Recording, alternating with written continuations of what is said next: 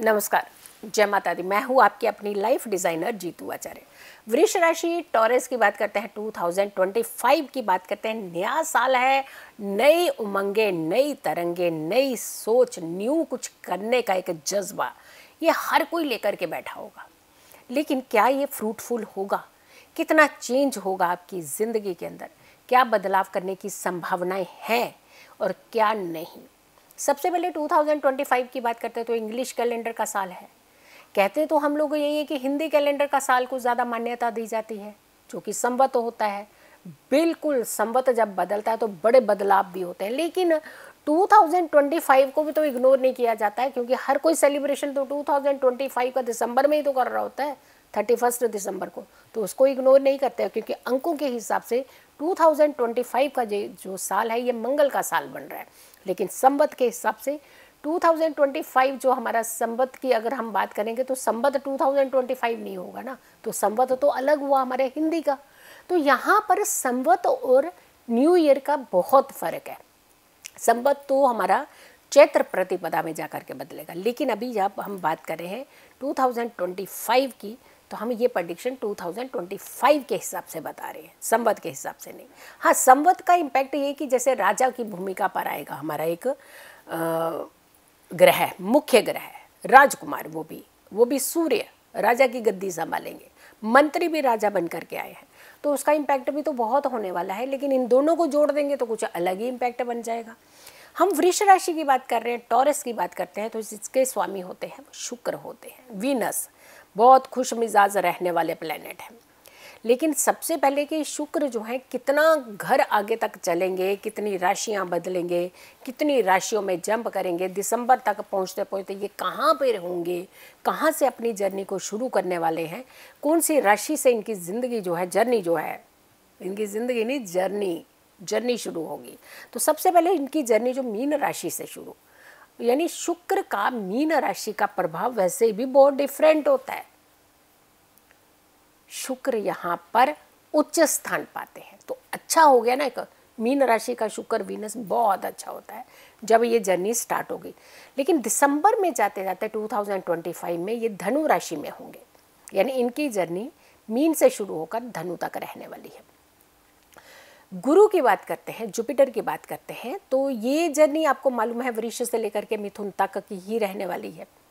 अब यहाँ पर आपके लिए अलग अलग प्रभाव पड़ने वाले हैं, यानी आपको किस तरीके का प्रभाव डालेंगे। यहाँ जैसे हम कह रहे हैं कि गुरु की जर्नी वृष राशि से शुरू होगी और मिथुन राशि तक रहेगी। लेकिन ये आपकी राशि, मिथुन राशि कौन सी है? आपकी राशि है, तो आपकी राशि से द्वितीय भाव तक पहुँचेंगे ये। तो यानी ये आपकी राशि से द्वितीय भाव में ये रहने वाले हैं। फिलहाल तो आप ही की राशि में होंगे, लेकिन अब ये जंप कर जाएंगे आपकी राशि से अगली राशि में, वो भी मिथुन राशि में, यानी आपका द्वितीय भाव हो जाएगा। स्वास्थ्य, धन, इन सब चीज़ों को इंडिकेट करता है ये भाव। शनि की बात करते हैं तो मीन राशि में रहेंगे और ये आपकी राशि से एकादश भाव होगा। एकादश भाव बहुत उत्तम होता है। अच्छी सहूलियतें धन से जुड़ी हुई मिलेंगी या नहीं मिलेंगी, इसका होता है। राहु की बात करते हैं तो कुंभ में रहेंगे और वो आपकी राशि से दशम भाव हो जाएगा। अब दशम का राहु क्या प्रभाव डालता है, क्योंकि काम के भाव में राहु होना चाहिए या नहीं होना चाहिए। बहुत भटक के कई बार कुछ काम करते हैं तो बहुत कुछ ले आते हैं। हम कई बार आप एक एग्जाम्पल देखते हुए सुना है कि अरे ये भागता बहुत है, बहुत काम करता है, बहुत इधर उधर जाता है, लेकिन काम भी लेकर के आता है ये व्यक्ति। ये आपने सुना होगा, क्योंकि जो ज़्यादा भागेगा वो काम लेकर के ही आएगा। भटकाव वो ज़रूर कराता है, लेकिन वो वहाँ भटकाव कराएगा जहाँ से कुछ ना कुछ लेकर के आप आ जाएंगे। ऐसे खाली आता नहीं लौटते हैं ये लोग। तो यहाँ पे कुछ चेंजेस हैं आपकी। केतु की बात करते हैं तो सिंह राशि में रहेंगे और सिंह राशि में केतु आपकी राशि से चतुर्थ भाव है और ये भाव जो है ये आपकी बहुत सारी सुख सुविधाओं का है।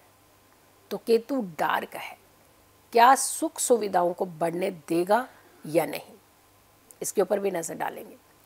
वृष राशि की सबसे पहले बात करते हैं कि जिनके स्वामी ग्रह जो हैं वो हैं शुक्र और 29 जून 2025 से ये अपनी राशि में ही विराजमान रहेंगे। तो अपनी राशि में ये फायदा देंगे ना, अपनी राशि का शुक्र तो अच्छा होता है। अब इनकी 2 राशि है, वृष राशि, तुला राशि, तो अपनी राशि इनको प्रिय राशि है। अपना घर किसे प्यारा नहीं होता, हर किसी को प्यारा होता है। वहाँ पर ये हमेशा पॉजिटिव रिजल्ट ही देता है। हाँ, जब तक नेगेटिव प्रभाव ना हो, बहुत सारे फैक्टर्स और भी देखे जाते हैं, बट एक जनरली अगर हम देखें तो यहाँ पे रेस्टलेस जो होता है, रेस्टलेस नहीं होता है। तो यहाँ पे ये कुछ ना कुछ आपको फ़ायदा ही देता हुआ नज़र आएगा। अब बात करते हैं सबसे पहले हेल्थ की। हम हेल्थ इसीलिए इंडिकेट करते हैं बार बार कि हेल्थ को ठीक बना करके रखिए आप देखिएगा आप बहुत सारी चीज़ों को कर पाएंगे। कई बार आपके सामने करोड़ों की गाड़ी खड़ी रहती है, लेकिन आपका मन ही ठीक नहीं होता, आपकी हेल्थ ही ठीक नहीं होती, आप उसका सही यूज़ नहीं कर पाते। आपके पास बड़ी अच्छी नौकरी होती है, सेटिस्फेक्शन होती है उसमें, लेकिन हेल्थ ठीक नहीं है, नौकरी पे नहीं जा पा रहे हैं और वही नौकरी आपकी खराब होने लग पड़ती है। तो यानी मेन संबंध आपकी जीवन का जो मेन संबंध है वो आपकी हेल्थ से आ गया। तो हेल्थ को प्रायोरिटी रखते हुए पहले अपनी हेल्थ का ध्यान रखिए। स्वास्थ्य ठीक तो सब कुछ ठीक। तो चलिए सबसे पहले आपकी हेल्थ की तरफ इंडिकेट करते हैं। मई के बाद आपकी राशि से दूसरे भाव में गुरु ग्रह का बैठना, गुरु ग्रह का रहना आपकी सेहत के हिसाब से सुधार की ओर दिखा रहा है कि अगर कोई प्रॉब्लम थी वो प्रॉब्लम ठीक हो सकती है, क्योर्ड हो सकती है, अब दिक्कत नहीं दिखा रही है। थोड़ा सा अच्छा ट्रीटमेंट, कॉन्टिन्यूशन का ट्रीटमेंट आप करिएगा। यहाँ पे दवाई को इग्नोर नहीं कीजिएगा। हम लोग क्या करते हैं कि उपाय कर लिया तो दवाई छोड़ दी। किसने कहा आपको दवाई छोड़ दीजिए? आप डॉक्टर की सलाह भी लीजिए और उपाय रेमेडीज़ भी साथ में कीजिए। तो दोनों साइमल्टेनियसली करिए ना, दोनों साइमल्टेनियसली करेंगे तो आपको नुकसान होगा ही नहीं। मई से पहले थोड़ा सा सावधान रहने की ज़रूरत है। करियर की अगर हम बात करते हैं, करियर के हिसाब से आपकी राशि से दशम भाव के स्वामी शनिदेव है। 29 मार्च को ये आपकी एकादश भाव में रहेंगे, 29 मार्च से। तो एकादश भाव में बैठा हुआ शनि अच्छा है। अच्छी करियर अपॉर्चुनिटीज, अच्छा काम, अच्छा पैसा, अच्छा मान सम्मान, अच्छी पद उन्नति, ये सारी चीज़ें तो आपको मिल जाएंगी। लेकिन मेहनत नहीं करेंगे तो फिर हाथ से निकल जाएगी, क्योंकि जो वृष राशि है ना, ये थोड़ी सी खुश मिजाज राशि है। घूमने गए तो घूमने गए, इंजॉय करने गए तो इंजॉय करने गए, तो काम से साथ समझौता थोड़ी ना करेंगे। आप काम को तो प्रायोरिटी रखेंगे ना। तो आप काम की तरफ ध्यान दीजिएगा।